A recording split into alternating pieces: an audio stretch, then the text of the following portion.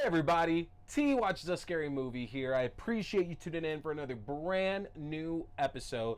Don't forget to follow me on all of my horror channels where you can check out all the content I have coming out. You can do that by going to linktr.ee/T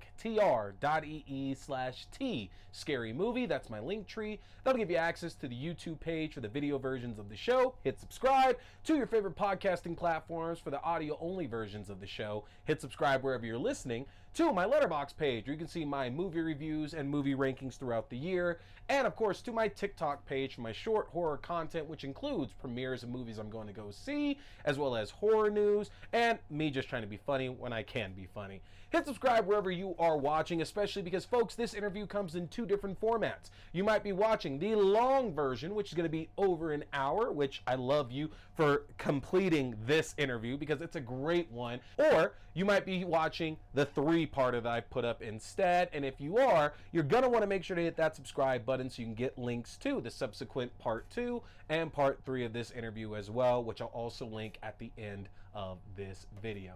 Either way, folks, enjoy my interview with Heather Wixson. This is T and Friends Watch a Scary Movie.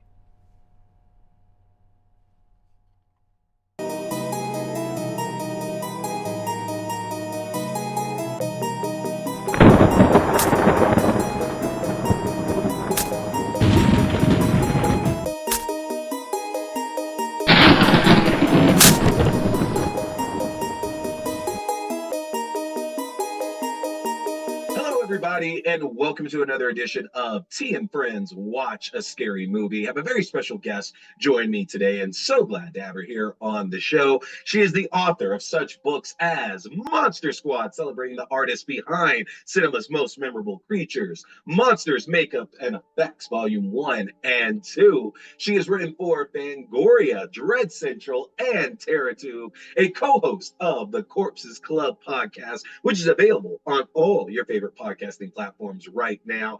And she's the former managing editor for Daily Dead. Ladies and gentlemen, Ms. Heather Wixson. Heather, thank you so much for joining us today. Thank you so much. That was like a really awesome intro. I'm terrible at like talking about myself, and I was like, oh, I did these things. You've amassed a pretty amazing career in your time as an entertainment journalist there, so we got to give those accolades up for you now. Thank you. It's strange. Like I guess it's sometimes like you can't see the forest from the trees where you're kind of in the middle of it, and you're like, when you step back, you're like, oh yeah, I guess I did some pretty cool stuff. That's awesome. So thank you. Yeah, of course. And so happy to have you on the show here. You know, it wasn't too long ago where you had announced like your retirement from like this profession. And I was like, nope, gotta jump on that like immediately because like so many people speak so highly of you, and having like read a lot of your work over like so many years now as well too. It's like, yep, absolutely have to jump on that to get an interview with her. Thank you. I'm gonna try not to cry. But yeah, like it was just, I've been sort of in these circles now for about 17 years, and I'm just sort of mostly retiring from like the junkets, the reviews, and things like that. Like, I kind of want to get back to just like going to the movies because I just haven't had that experience in so long. And also too, like I just a few years ago I had to kind of take on a day job, and it's been a lot. And also just other book stuff going on. I'm gearing up to hopefully waiting to see how things are going with my day job before I move forward and I have a vacation. So I'm like gearing up to do like my very first like solo documentary project. Been a producer on documentaries. I've done a lot of special features on like a lot of indie releases. And I just was like, okay, I think it's like a now or never situation. And so I just felt like I was like ready to kind of take that next step. But it's been strange. Like it's seeing friends like right now at like different film festivals, and I'm like, the FOMO is so real. Yeah. But it's also for me, what's really exciting is like I've seen so much over the last 15 plus years where when I started out, like there was like maybe like 10 people that you kind of went to that were sort of like the quote unquote authority on things. And I will never call myself an authority on things, even though I know people kind of come to me for that kind of stuff, but I just can't do it. these days, what's so cool about how things have like really grown in terms of like the social media spaces and things like that, it's like there are so many exciting voices out there these days, and we're not getting the opportunities back when I was first starting. I mean, I think I can count on my on one hand how many women were sort of in these circles in horror at the time. Now I would say it's probably 50-50. Yeah. Just having more diverse voices out there as well. It really was like, and I mean, no offense to the guys who sort of were in it when I was there, but when I started, but like it was a total like white dude sausage fest. And it was really weird. And so to me, like getting to see all these different people be able to like carve out their spaces and talk about these things that they really love and care about, like I think that's awesome. Like for me, I was like, this community, this online community, this space, whatever you want to call it, is in a really good place now. I think like I just love being able to sort of discover new folks, see what people are writing about, coming at it from different perspectives. It's just really cool because again, when I started off, it wasn't like that at all. I wish it didn't come to the fact that people had to kind of make their own spaces. I wish the doors had been open a little bit, but that's sort of the nature of the beast. And I love that people weren't deterred and they were like, no, I want to talk about these things.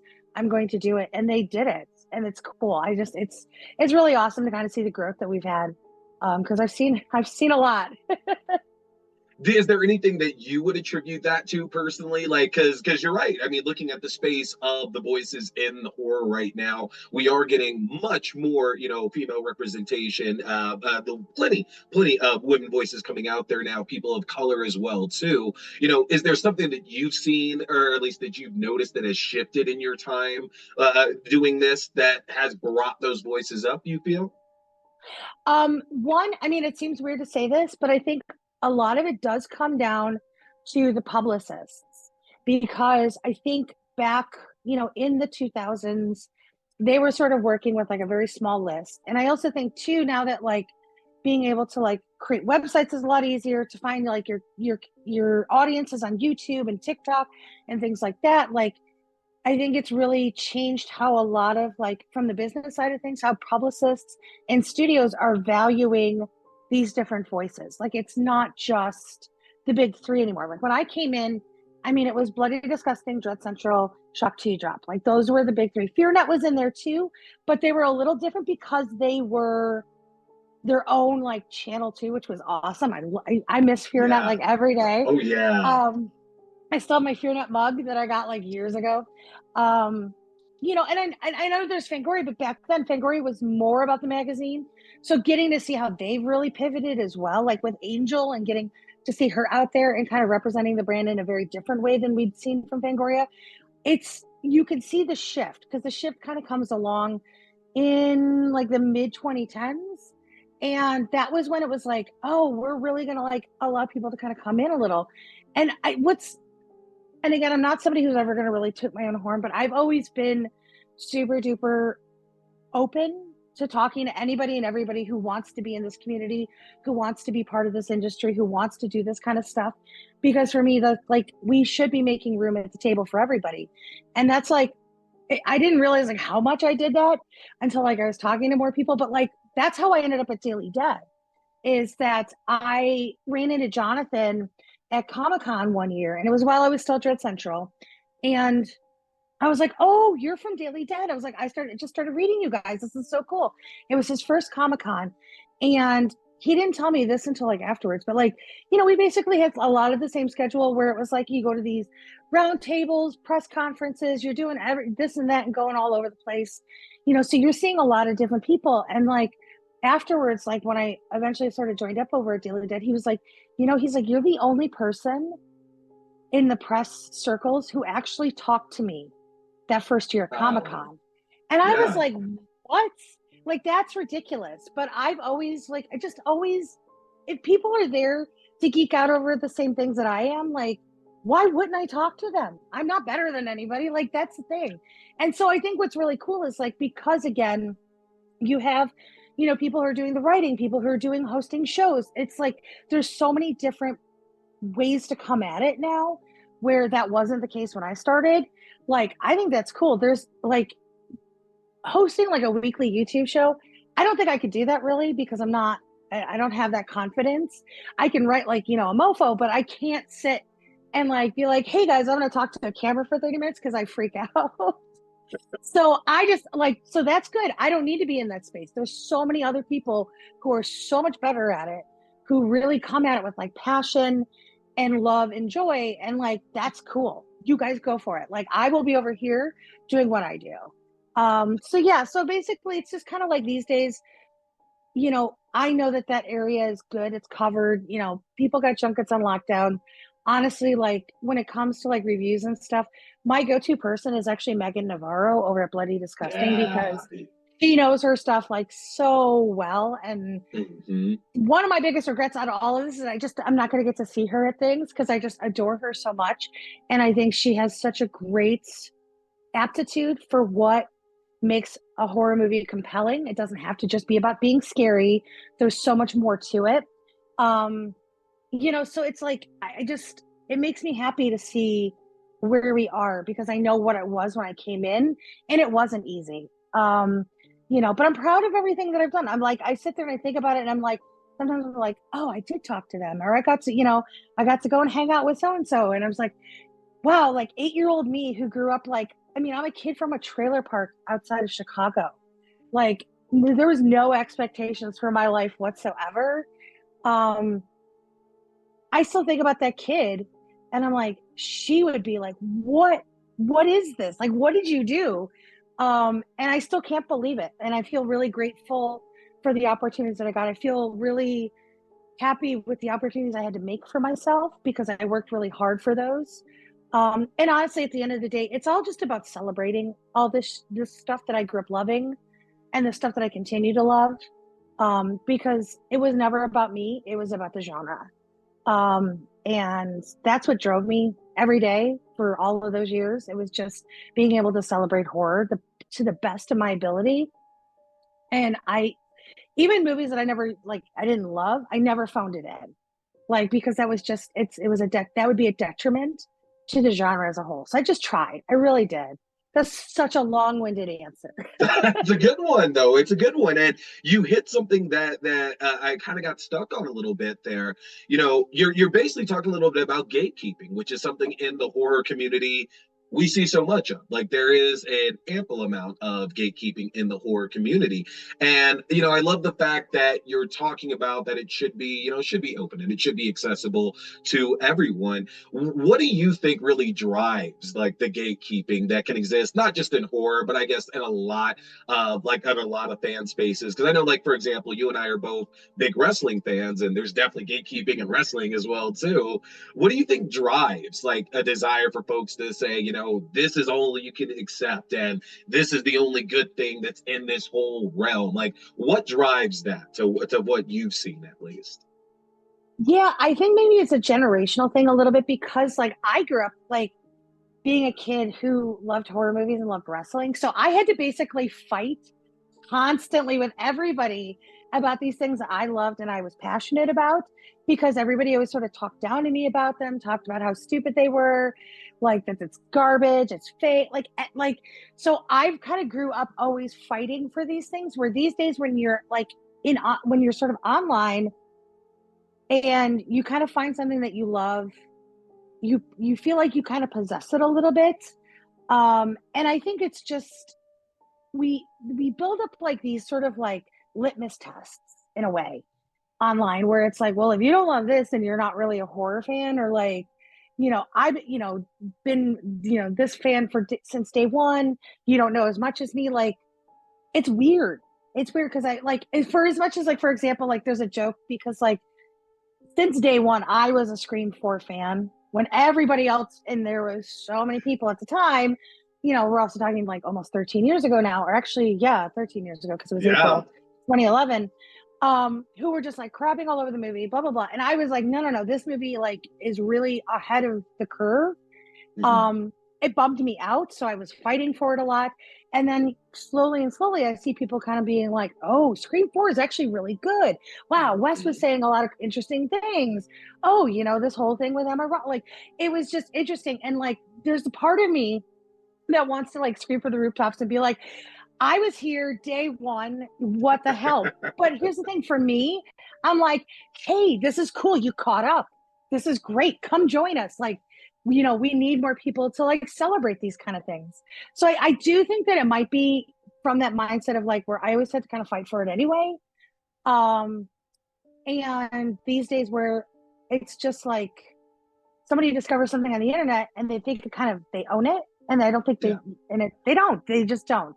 You know, and I think also too, like as horror fans, we're always kind of used to sort of being marginalized in a way. So there is something about when the normies kind of catch on to something, because like they go hard. It's funny because like I work with a couple of folks in my office for my day job who are younger, and like they're not horror fans, but they're A24 fans. And I think that's so interesting to me because like, yeah, like I was ride or die as a kid for like New World Pictures or Canon, but I've never really, but I've never really seen it like to this degree where like they are like so deep for A24. Like anything they're attached to. Yeah. And part of me is kind of like, you know, there's more, but at the same time, I'm like, but at least you're watching. So that's kind of cool. Because like these are people that like last year, because they're like, oh, I love A24, I love A24. I was like able to kind of convince them to be like, oh, you know, you should go watch this movie called When Evil Lurks, because I think you'll really like it. It's kind of in there. My one coworker who's like really, she's like, oh my God. She's like, we had to pause that movie like twice. And she was like, holy crap. I was like, yeah. She's like, but I loved it. She's like, that was great. I want more. That's a win. Yeah. So that for me, I was like, okay, cool. Like we're getting the normies to kind of come over to our stuff. So yeah, like gatekeeping to me is so dumb. Like, I'm just like, why? Like are you getting money from this? Like, no, like then who cares? So yeah, I mean, I think it's just like internet culture, a lot of it. But yeah, I hate that stuff. Like it's it's counterproductive. I love that the movie you suggest to a coworker and friend is When Evil Lurks. That is so good. I didn't ease them into anything. And I was like, oh, you've seen like Hereditary and Midsummer? Okay, watch When Evil Lurks. You're cool. You're fine. Like we're good. Yeah, I love totally. it. So, I mean, talking about your love of like horror growing up and being in these spaces, you know, your latest book that you co-wrote with Patrick Bromley, In Search of Darkness, the definitive look at 80s horror. You know, we have the 3-part documentary series, which is so good. It is such a great entry point, I feel, for anybody who might not have such a knowledge of horror and 80s horror at that. And it's such a perfect love letter because so many things that there's so many entries in there for movies that people know, and then a lot in there as well that, you know, even I myself like didn't know either. And it makes it such this great entry point. But I'm curious, you know, with the documentary and now this book, which I'm so excited to get as well, what is it about 80s horror that like drives that pulls you into it? Because it seems to be like the era for horror. When you look back, you get a little bit of everything in there. What was it for you that built this love of 80s horror?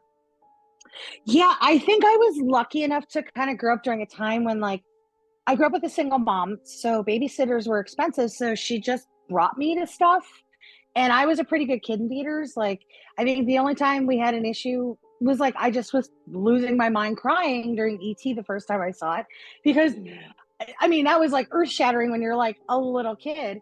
Oh, yeah. But typically, like I was pretty okay at movie theaters. So like one of my very first like memories that I kind of have that I still think about, like it's still in the back of my head, is like my mom took me to American Werewolf in London when I was 3, which is not a movie you take 3-year-olds to. And in fact, her best friend was with us, and she was a big scaredy cat. So at one point, she like leaned over to my mom. She's like, "I think Heather's getting scared. I'm going to take her into the lobby." And I was like, in retrospect now, I'm like, no, you were scared. I was cool. So it was just like, I was like my childhood, I was just kind of like open to it. Like my mom watched it. My best friend, who lived 2 houses away from me, her parents watched a ton of like sci-fi horror. So that was like a really good, like her parents basically showed us like The Thing at 5, which again is not a movie you watch when you're 5, especially like Mhm. shortly after. The worst part was shortly after I'd actually, or right before that, I'd actually been bit by a neighbor's dog. Oh, So between that and then seeing The Thing, I didn't trust dogs for a really, really long time. Because understandable. yeah, that was trauma.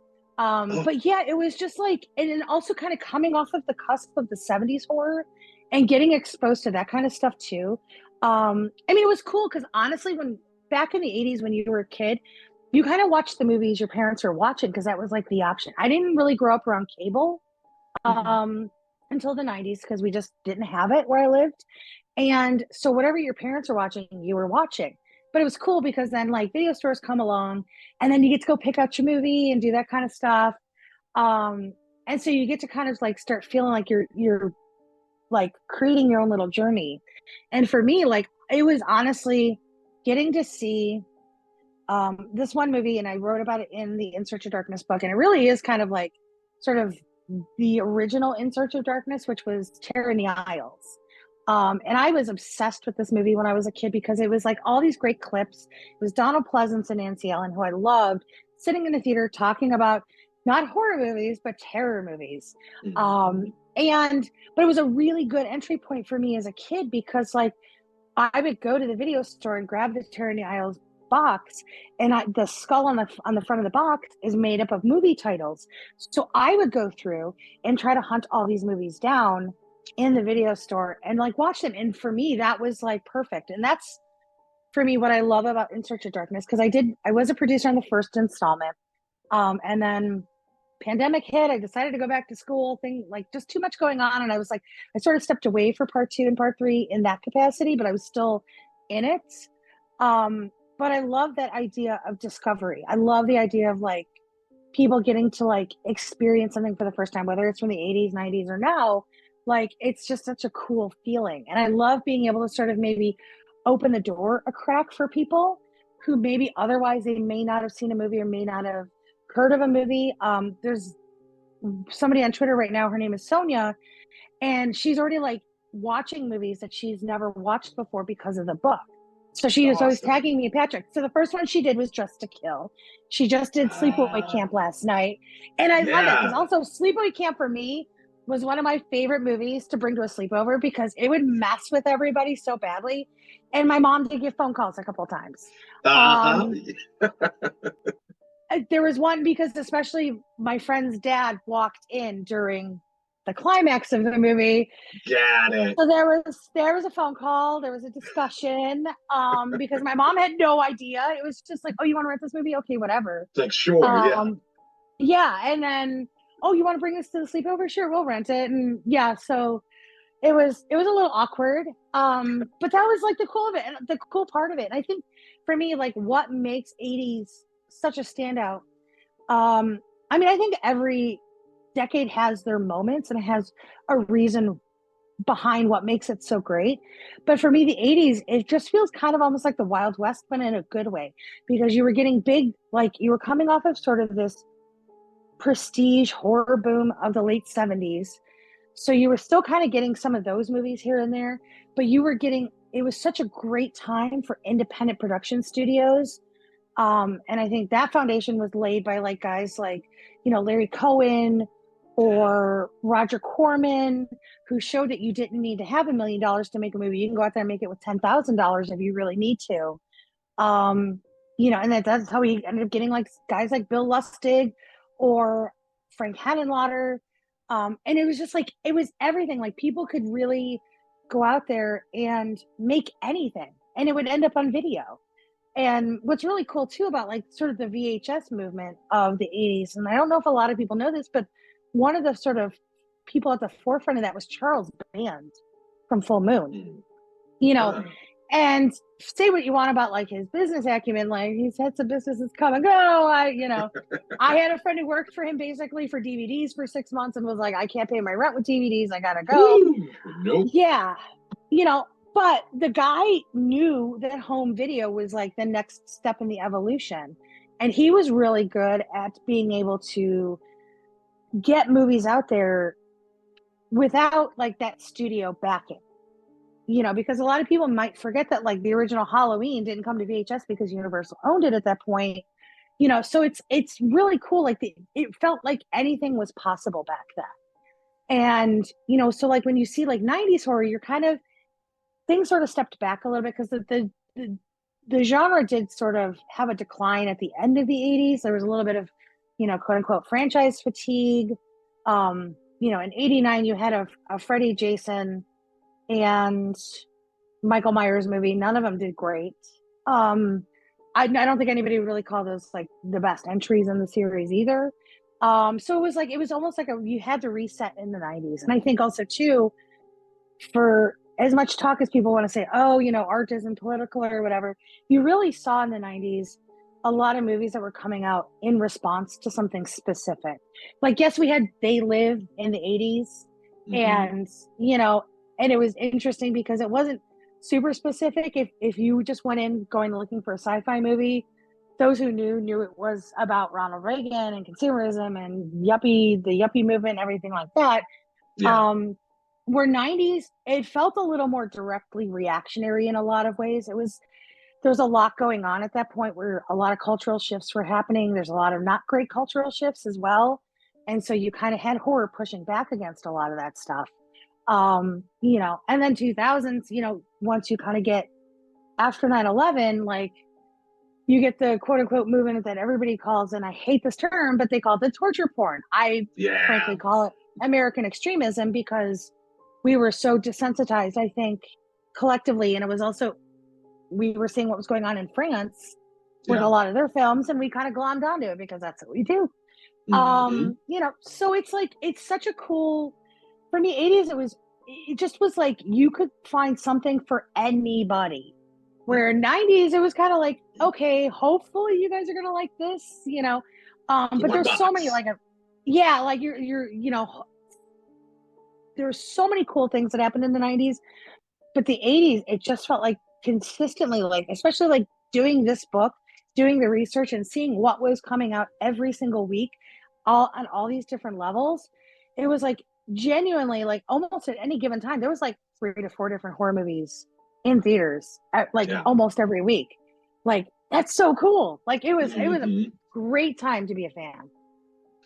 See, and I'm curious because I love the fact that you mentioned like the VHS boom as well, and the way that video stores really kind of built that up.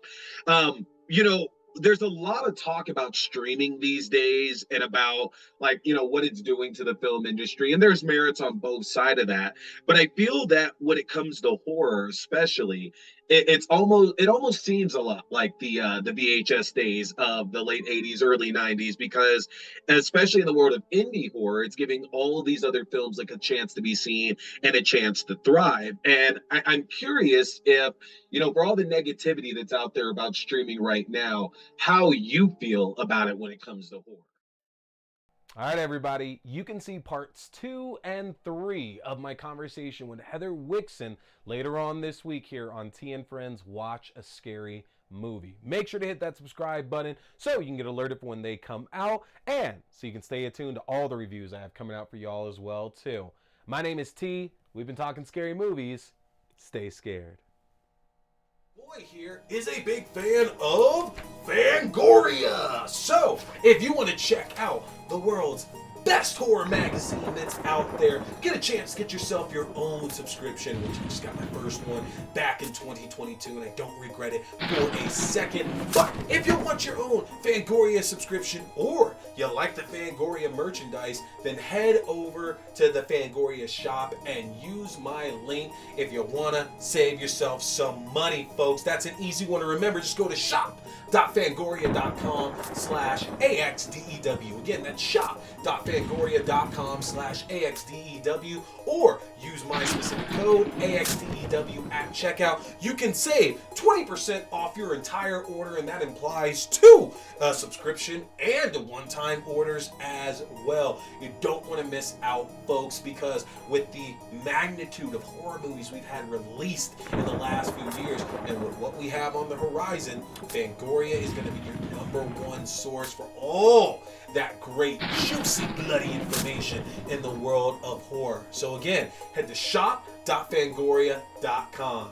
Hey there, folks! Thanks for tuning in to T Watch This Scary Movie. I appreciate you checking out another review or movie news, whether we're talking movies, TV shows, books, or games, whatever, it's all scary. Remember, you can check out new episodes every Wednesday night at 8:30 p.m. Mountain Standard Time on the YouTube page for video. That's youtube.com/C/Theron Reynolds Scary Movie. Again, youtube.com/C/Theron Reynolds Scary Movie. And you can check out the audio version on all your favorite podcasting platforms. Just search T Watch the Scary Movie or TWASM. Don't forget, my name is T. We've been talking scary movies. Stay scared.